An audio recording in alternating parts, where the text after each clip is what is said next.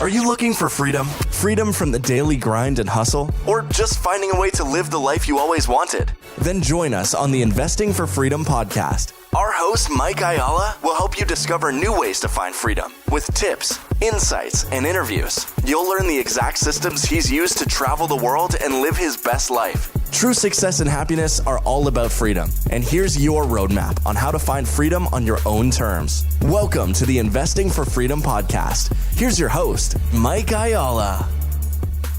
Today on the Investing for Freedom podcast, I'm going to talk to you guys about buying your freedom. I think it's probably never been a better time or a more important time for us to really look at buying our freedom.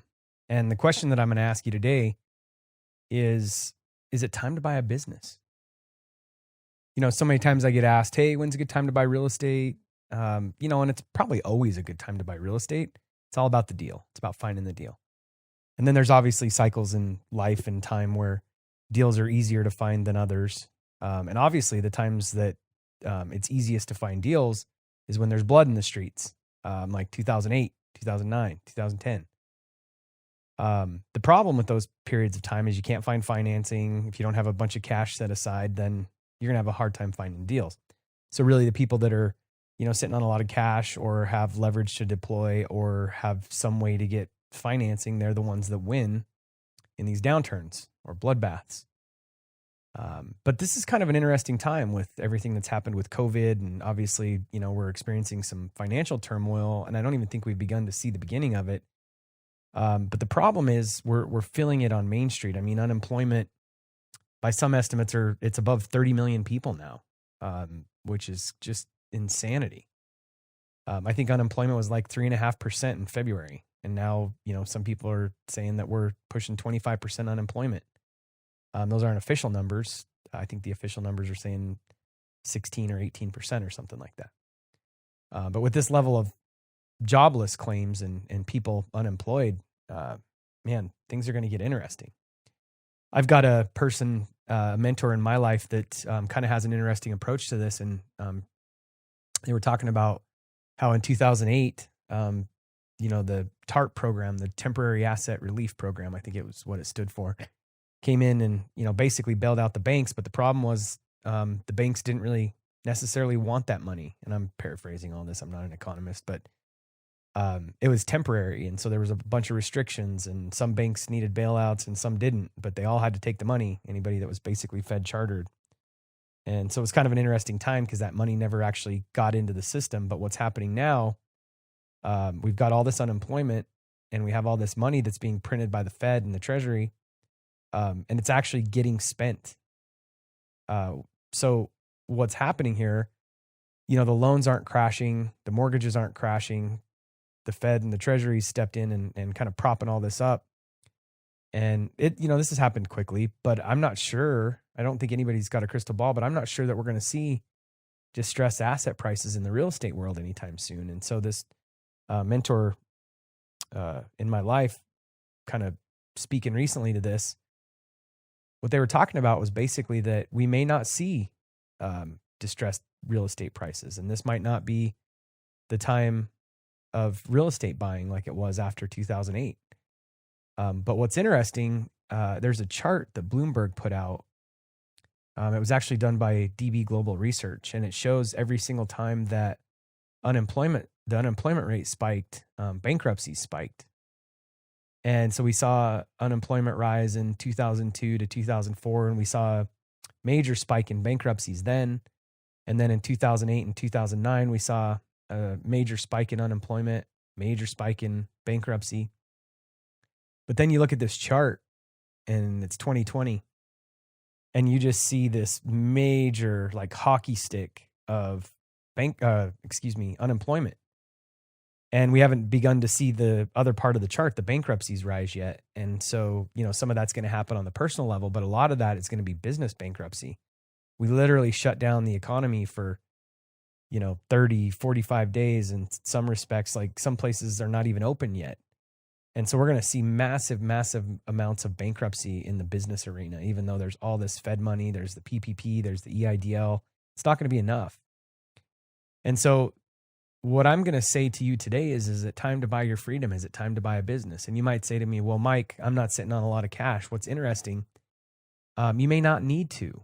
So in a real estate downturn, I've bought a lot of real estate on seller carry, which is a conversation for another day. But business owners understand and know that it's not very easy it's way easier to get financing on real estate than it is on a business. Much easier. I've had way more financing on real estate than I have on businesses, even though I've had line of credit, et cetera, for our businesses. It's challenging. It's challenging because banks like real estate. They like that tangible asset. What they don't like is a business that relies on people and operators, because they can't necessarily come in. There may be assets there, but typically those assets are overvalued, they're depreciated, and really the asset is the customer list, and it's the people running it. It's the operator themselves, or at least somebody who's in charge, a general manager or an operations director.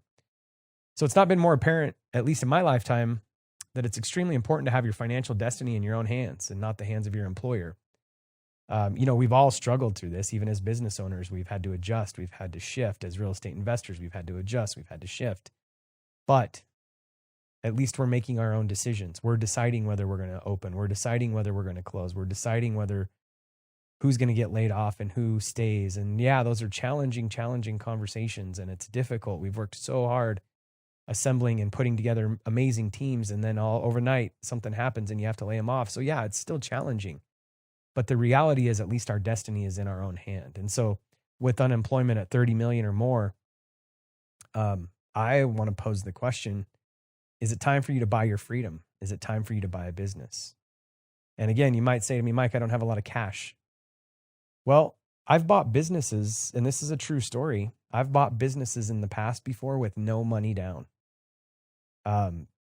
Literally a business that had a 30-year customer list, and it had inventory, and it had equipment, and it had a building that came with it.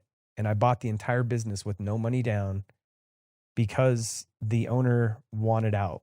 And one of my mentors, and you guys have heard me say this before, when it comes to real estate, the 3 Ds, death, divorce, and don't want them. If you can find a win-win scenario with a seller, whether it's real estate or whether it's a business, it all falls into the same thing. In this particular story that I'm talking about, it fell into a couple things, and it wasn't death, but it was a divorce. And it was definitely a didn't want him, because he was tired, he was wore out, and he was the sole person working in that business, and he had basically let almost all his entire team go. He was just tired of running the business. And also, this wasn't death, but it was health related. The owner of the business had some health issues, and so he knew that it was going to be challenging for him to sell the business. He had even talked to some big businesses from out of state, out of town, that, thought they might be interested. But anytime you go through that 6 or 8 or 12-month process, I've done this before. We had a huge international firm worth $8 billion try to buy 50% of my first business. And we went through 6 or 7 months of planning and negotiations. And I mean, it was hell. Business owners don't want to go through that. And so here's a couple things that I want to say, and then I'll pull this all together. What's valuable in a business, and when does it make sense to buy a business? It's just like real estate. Sometimes it makes sense to buy, and sometimes it makes sense not to buy. I have a really successful mentor in the real estate world that when he's not buying, he's buying land and holding it, and sometimes building from the ground up, because it reaches a period of time where the price to buy existing inventory is higher than the price to build.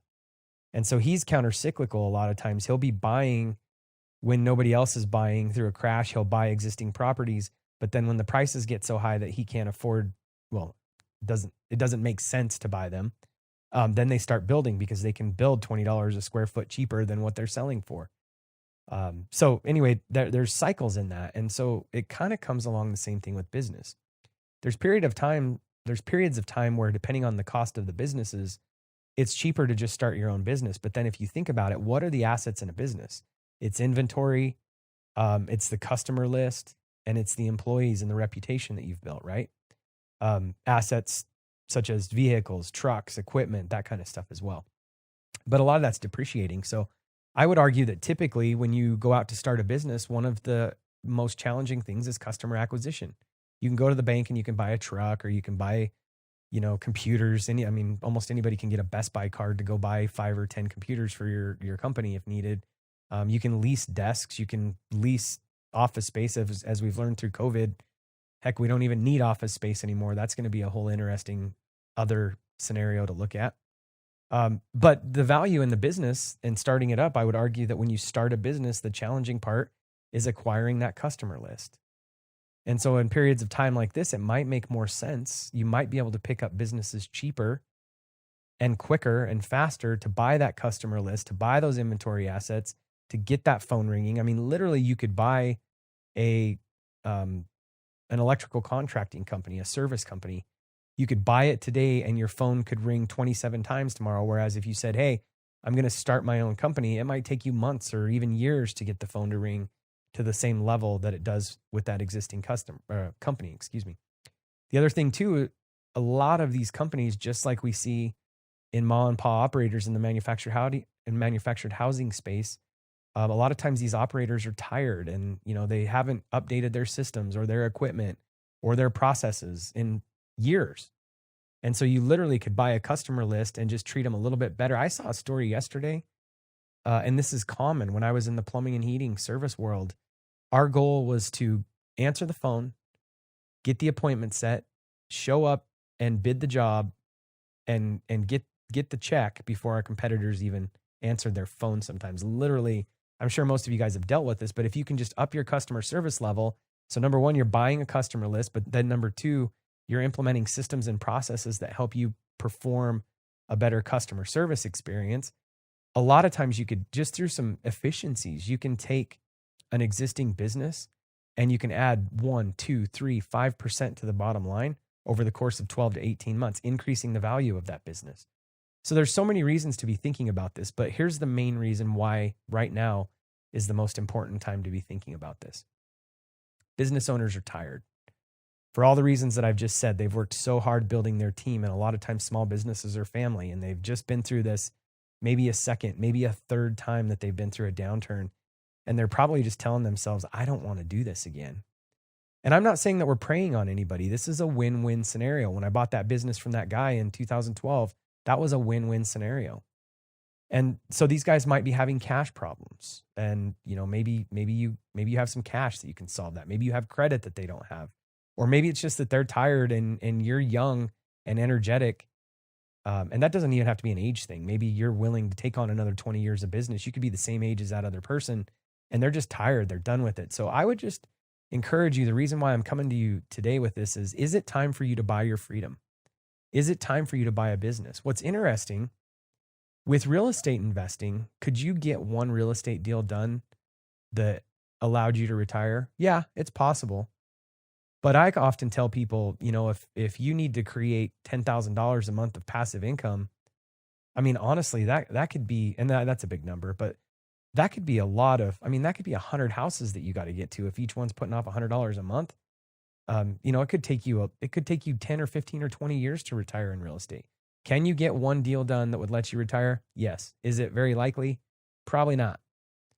The reality with buying a business, I think you have more opportunity to buy one or maybe two customer lists and businesses that will allow you to, if not retire, at least get your freedom.